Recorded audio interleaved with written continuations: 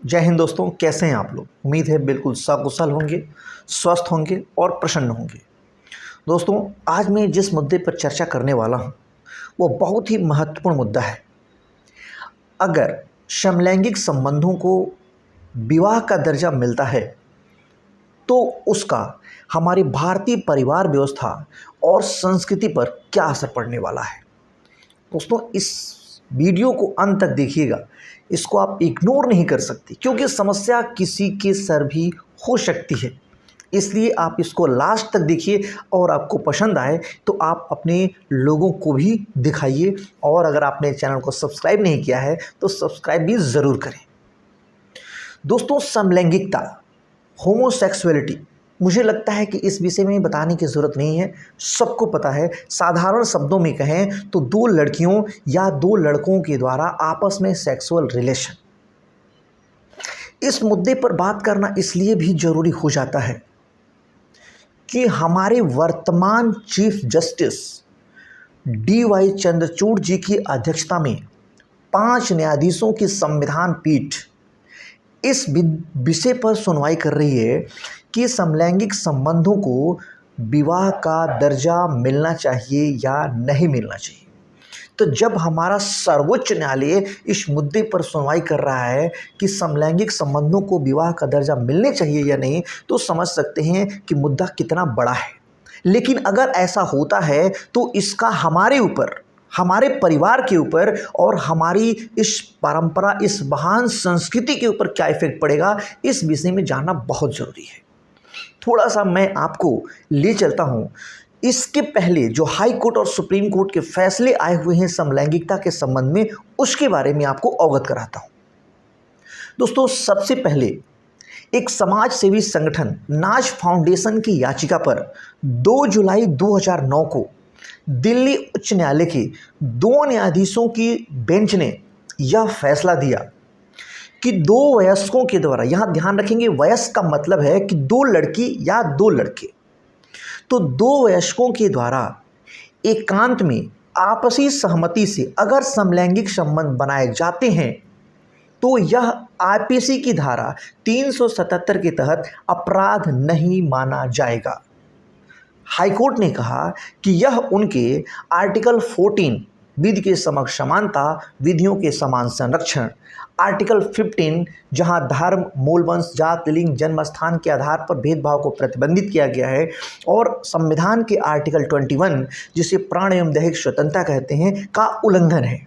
यानी कि एक शब्द में कहा जाए तो दिल्ली उच्च न्यायालय ने समलैंगिक संबंधों को वैधता प्रदान कर दिया। अब मामला चूंकि हाईकोर्ट का था तो जाहिर सी बात है कि हाईकोर्ट का फैसला सुप्रीम कोर्ट जाना ही जाना है।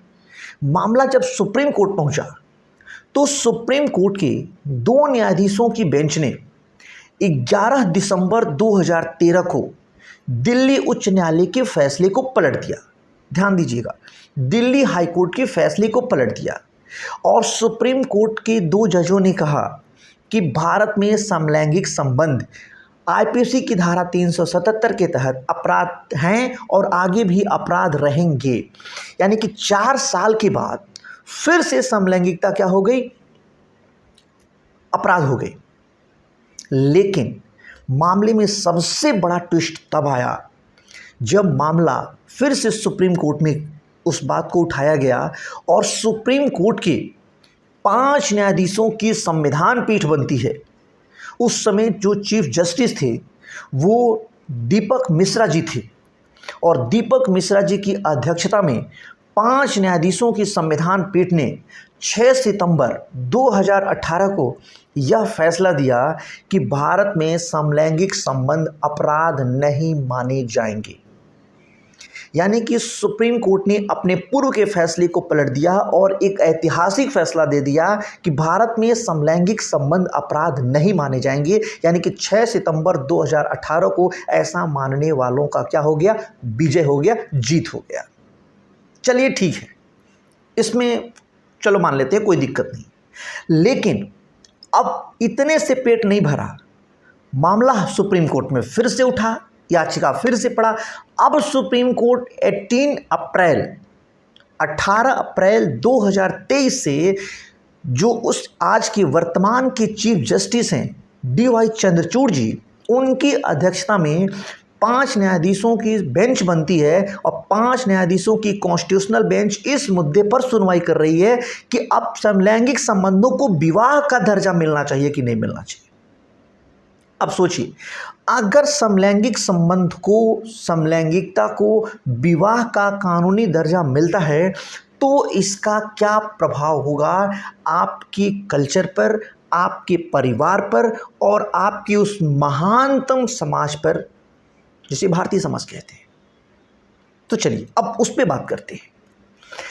आप इसकी गंभीरता को ऐसे नहीं समझेंगे। आप कल्पना कीजिए कि मान लीजिए कि आज सुप्रीम कोर्ट फैसला देता है कि समलैंगिक संबंध जो भी लोग रखते हैं वह विवाह करेंगे, उन्हें विवाह की कानूनी मान्यता भी मिलेगी।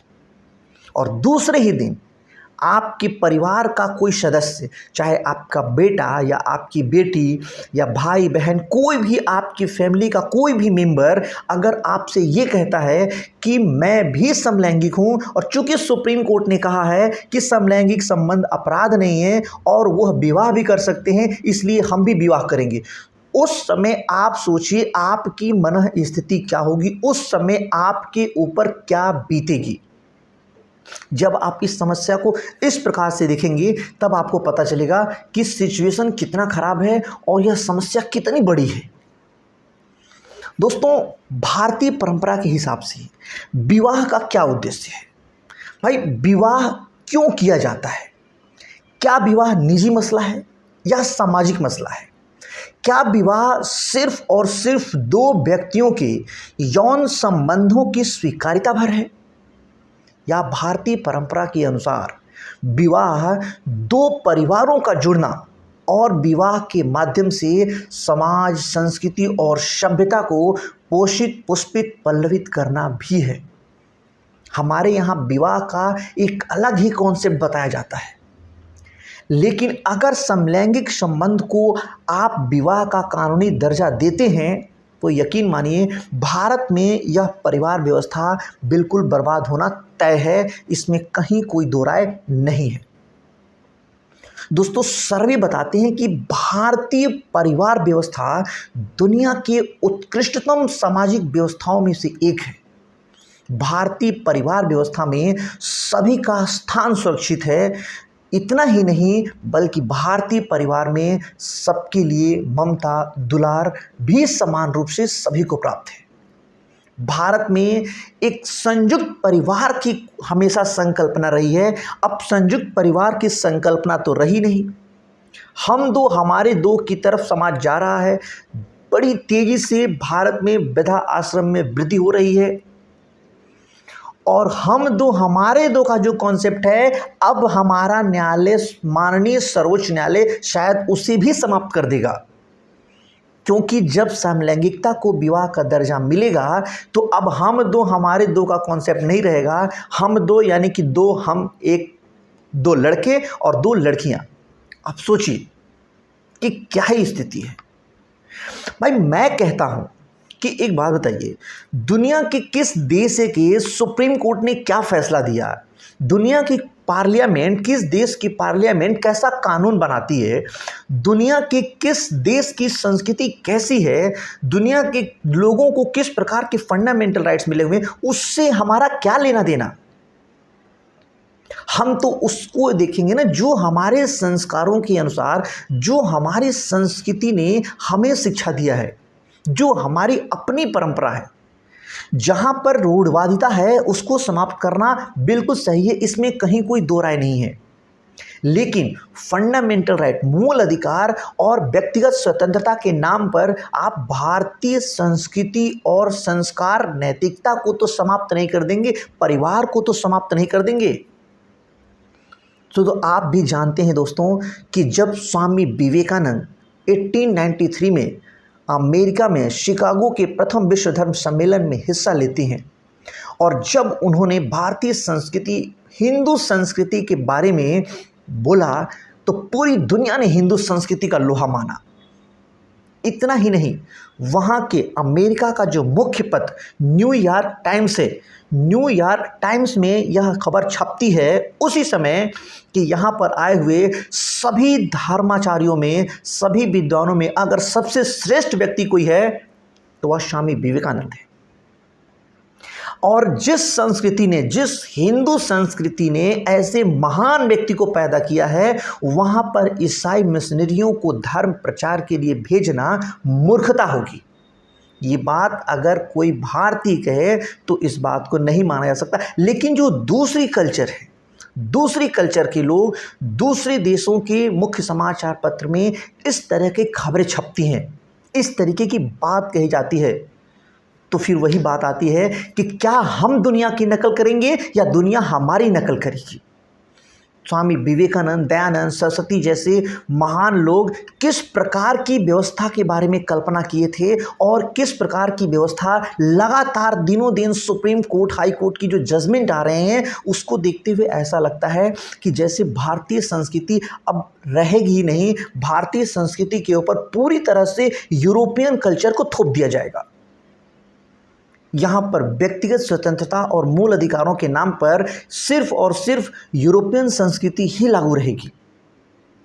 दोस्तों, आप कल्पना कीजिए कि समलैंगिक संबंधों को अगर विवाह का दर्जा मिलता है तो जो दो लड़के आपस में दोस्त हैं, जो दो लड़कियां आपस में सहेली है, जिनका आपस में उठना बैठना खाना पीना अच्छा लगता है, साथ रहना अच्छा लगता है, क्या समाज उनको संदेह की नज़र से नहीं देखने लगेगा? एक लड़का जो किसी अपने दोस्त के साथ रात को पढ़ने जाता था, अगर वो इस फैसले के आने के बाद अपने पापा से कहता है कि पापा मैं जा रहा हूँ, रात को उसी के साथ पढ़ूंगा और पढ़कर उसी के साथ सो जाऊंगा, तो क्या पापा और मम्मी इस बात को लेकर डाउट नहीं कर सकते हैं या वो ये नहीं कर सकते हैं बेटा देखना कुछ ऐसा ना करना जो हमारे सम्मान के विरुद्ध हो, जो हमारा नाक कटाए? क्या ऐसा नहीं हो सकता है?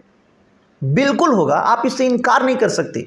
उन बच्चों की मन स्थिति कैसी होगी जो किशोरावस्था के बच्चे हैं, जो किशोरावस्था में हैं। किशोरावस्था को तूफान का अवस्था कहा जाता है। किशोरावस्था के बच्चे अपने आसपास, अपने मोहल्ले और अपने सोसाइटी में जब इस टाइप के लोगों को देखेंगे जहां बच्चा हर चीज़ का एक्सपेरिमेंट करता है, तो क्या इस चीज़ का एक्सपेरिमेंट नहीं करेगा? क्या आप इसको रोक सकते हैं? क्योंकि इतना तो उसको भी पता है कि हमारे माननीय सर्वोच्च न्यायालय ने इस चीज़ को कानूनी मान्यता दे दिया है, यह लाइसेंस दे दिया है। और आप कहते हैं कि दुनिया के अलग अलग देशों में इस चीज़ को लेकर कानून है, तो दुनिया के देशों में जहां पर समलैंगिक संबंधों को कानूनी मान्यता, विवाह को कानूनी मान्यता मिली हुई है, आप वहां की सिचुएशन उठाकर तो देखिए।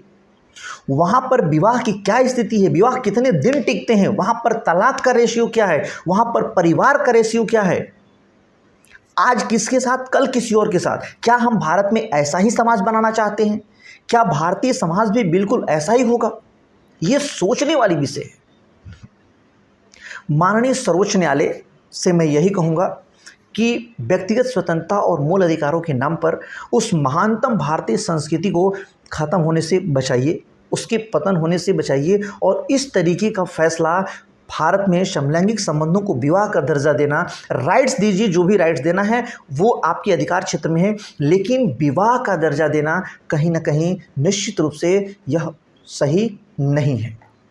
और मैं माननीय सर्वोच्च न्यायालय से यह आग्रह करूंगा कि अगर आपको करना है तो भारतीय संस्कृति के लिए थोड़ा सा प्रयास जरूर करिए कि जो हिंदू संस्कृति में जातिवाद का जहर है, जो हजारों सालों से चला रहा है, जिसके विरुद्ध डॉक्टर भीमराव अंबेडकर साहब, ज्योतिबा फुले, गांधी जी जैसे महापुरुषों ने इतना प्रयास के बाद भी इस जातिवाद के जहर को हिंदू संस्कृति से समाप्त नहीं कर पाए।